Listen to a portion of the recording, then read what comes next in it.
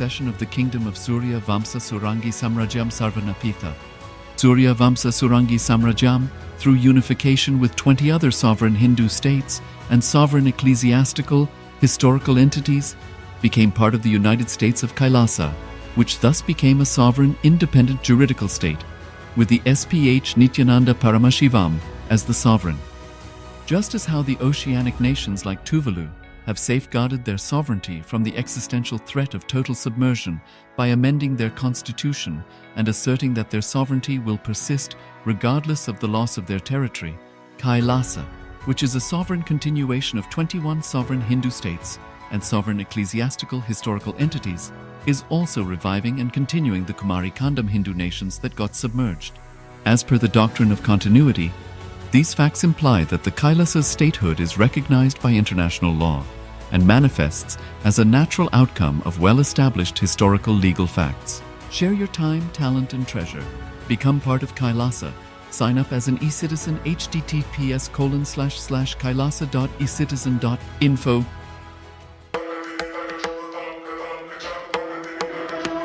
With Paramashiva's grace, we have evolved UAN, United Nations for Ancient Nations. Paramashiva successfully manifested, and now he is introducing this to all of you, to the world formally, United Ancient Nations. It is United Nations for Ancient Indigenous Nations. This is a profound intergovernmental body. More than 100 ancient nations are already part members of this UAN. It is to unite and support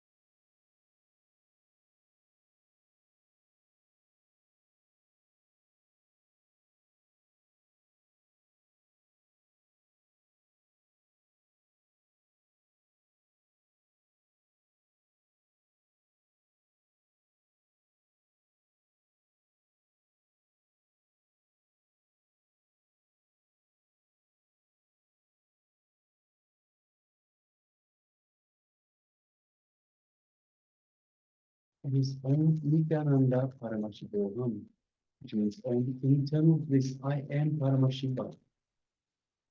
So we will start. Om Nityananda Paramashivoham. Om Nityananda Paramashivoham.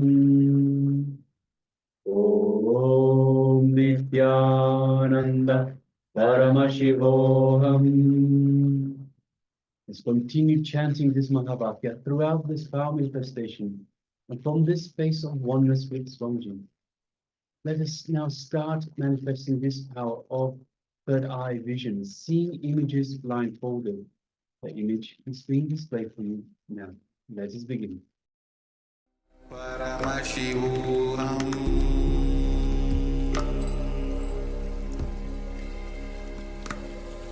Om Nityananda Paramashivoham.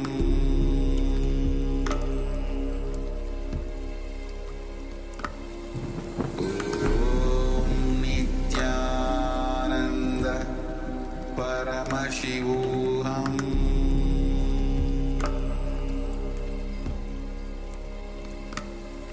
Om Nityananda Paramashivoham. Om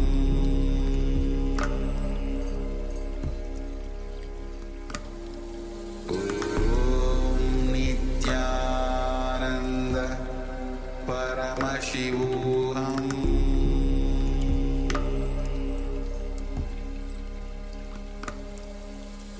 Om Nityananda Paramashivoham.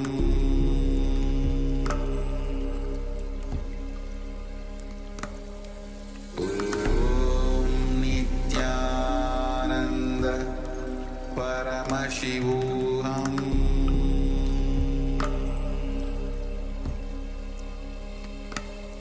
Om Nityananda Paramashivoham.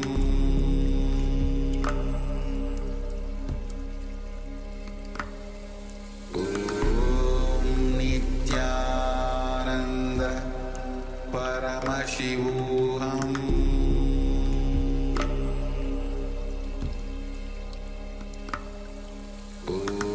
Om Nityananda Paramashivoham.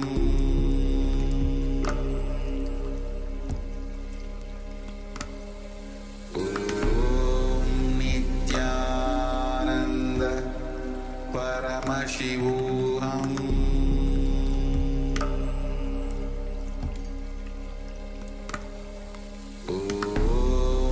Nityananda Paramashivoham.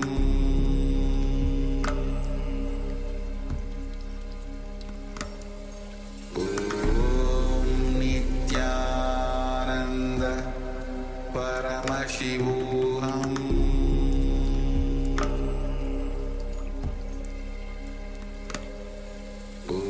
Om Nityananda Paramashivoham. Om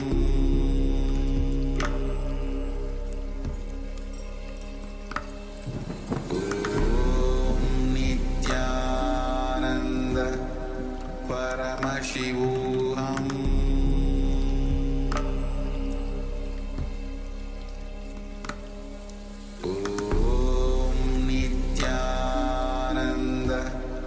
Paramashivoham.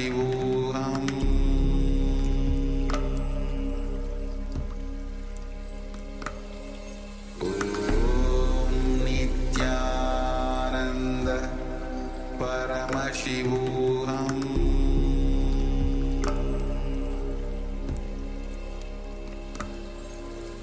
Om Nityananda Paramashivoham.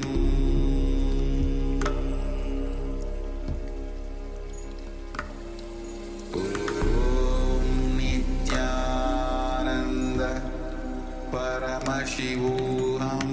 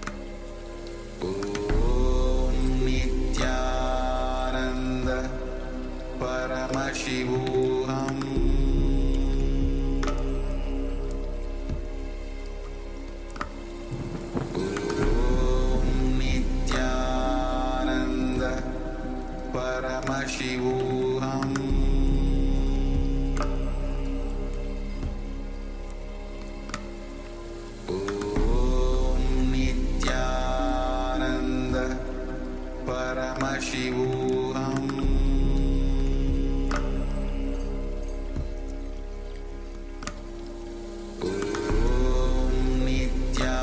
Nityananda Paramashivoham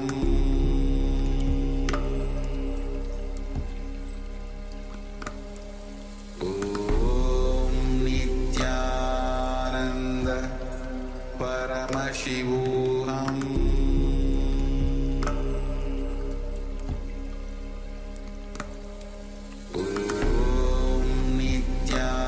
Nityananda Paramashivoham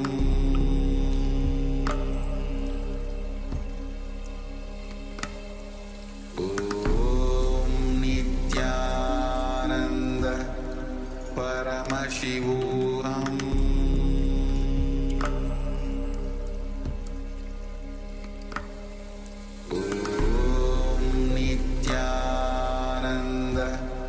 Paramashivoham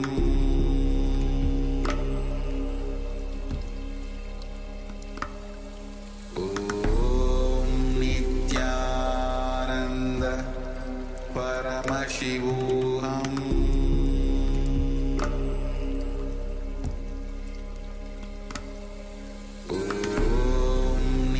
Nityananda Paramashivoham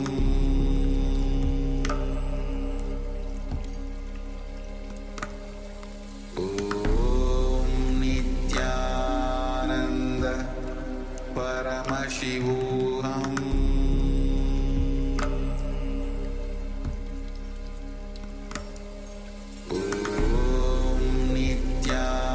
Nityananda Paramashivoham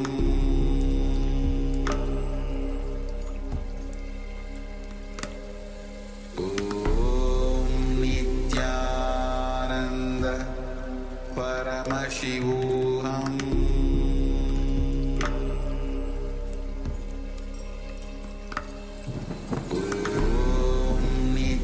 Nityananda Paramashivoham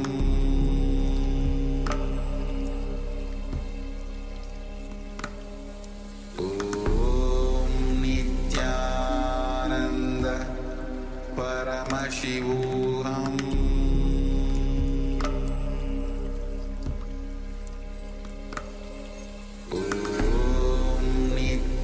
Nityananda Paramashivoham Very slowly, you remove the element. You can open your eyes. First, you can remove your element. All right. So let us share what was revealed to you, what Swamiji revealed to you through the third eye. Understand, every time that you manifest the power, every time, this is your time to be in oneness with Swamiji.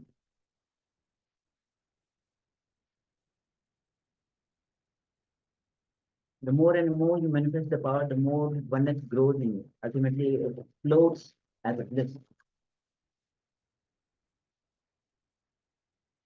And the more you manifest the power, the more you are cultivating the restful awareness. And automatically you are away from all the fears, from the worries, any mental patterns that you have.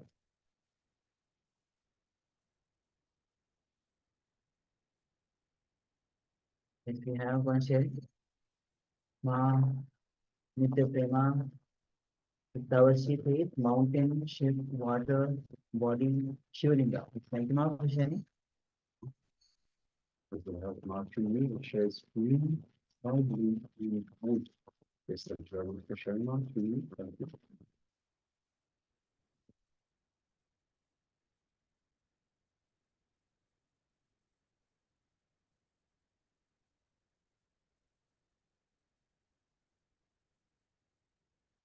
Since you keep taking part in this found manifestation, please go ahead and share what is revealed to you in your third eye. Right, the details of all of the things that we explained in this earlier.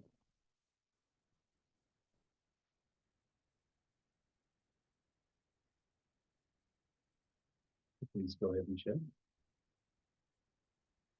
And do not hesitate to share. Say, understand. Many times what happens is you feel you saw something, then you say, oh no, this can't be the um, actual revelation. So you just ignore that part. Understand without any hesitation, share because it is Swamiji who is manifesting through you. So you do not have to take the burden of thinking this is right, this is wrong, this is the manifestation, this is not the manifestation. Whatever is being revealed to you, please go ahead and share.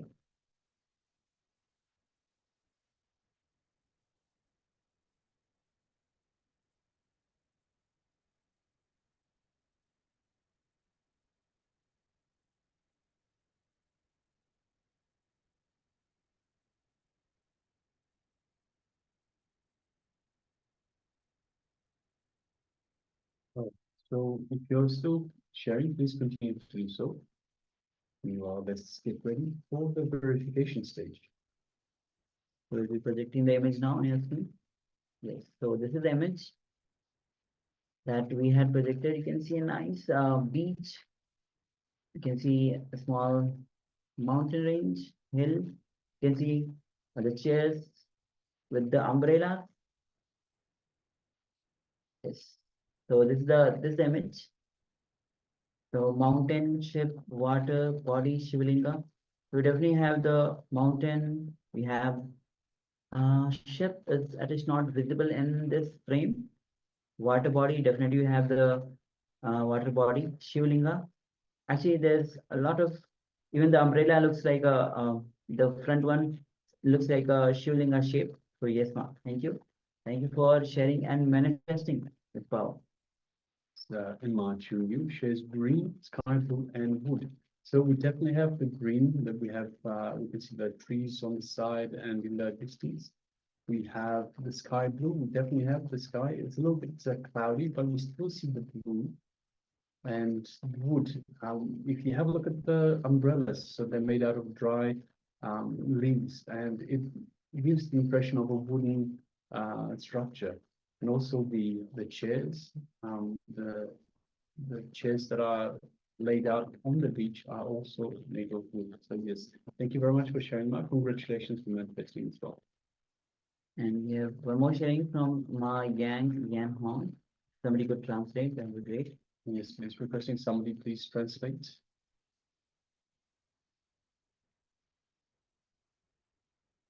Just waiting for a few moments and we receive other sharing. So please go ahead and keep on sharing. So there's the translation there.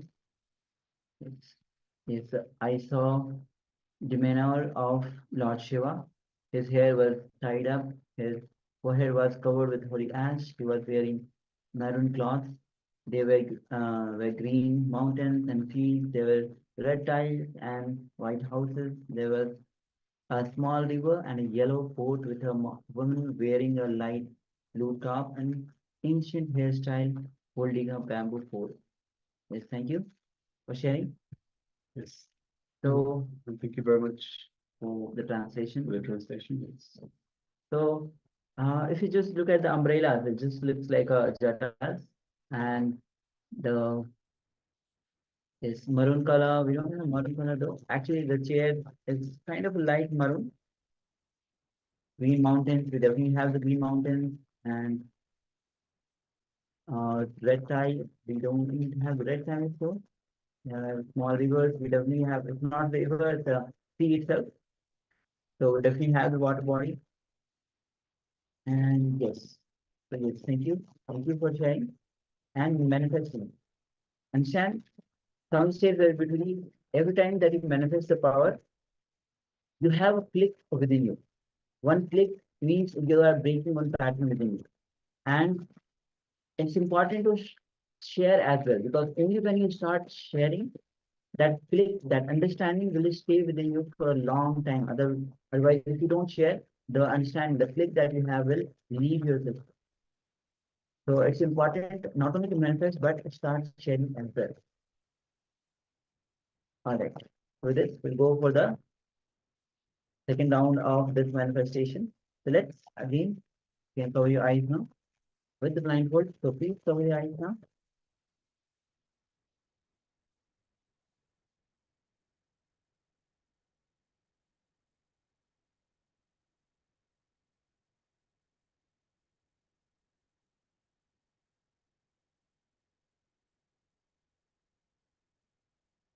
So everyone, please put on your blindfolds. Let's cover our eyes.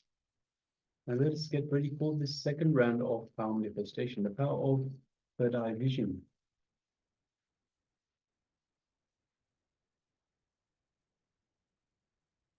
Yes, question everyone, please put on your eye bands.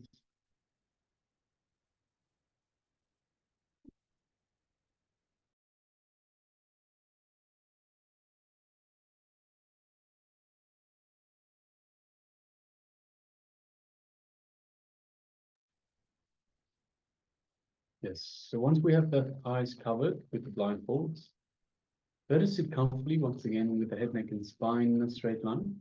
Let us bring our awareness to our inner space. Let us connect to the Master in our inner space. Let's remember Swamiji in our Anandakanda, our inner space, just below the heart center. And let's connect to the Master.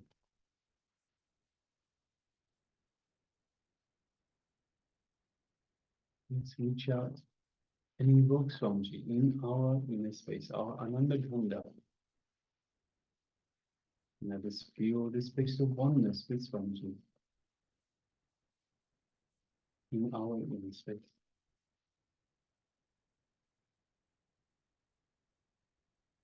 Now let us shift our awareness just slightly to the third eye, just between the eyebrows.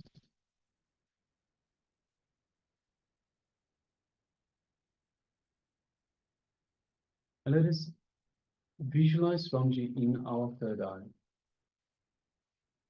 We're keeping the two physical eyes closed. Let us gaze through the third eye alone into Swamiji's third eye. So we visualize Swamiji in front of us in our third eye. And we gaze through the third eye into Swamiji's third eye.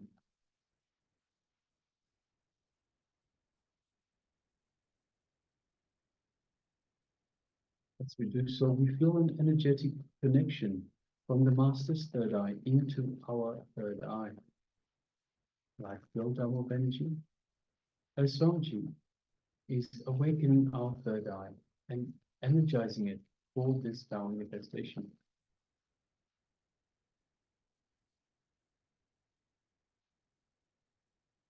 So now let us start chanting Mahavakya.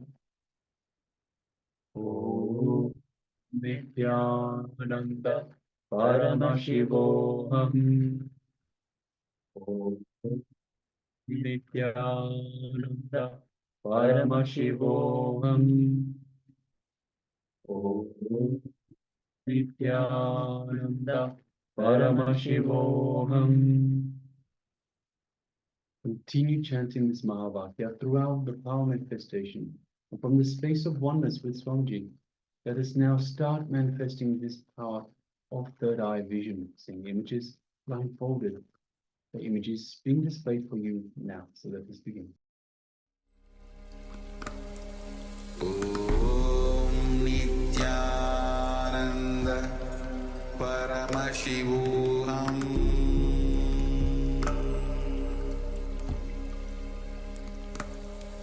Om Nityananda Paramashivoham.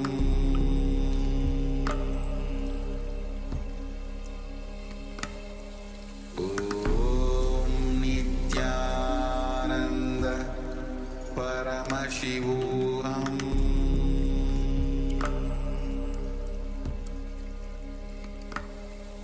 Om Nityananda Paramashivoham.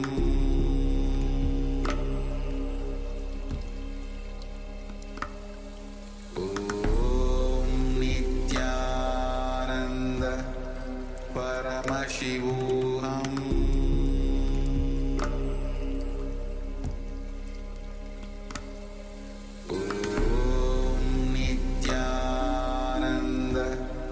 Paramashivoham.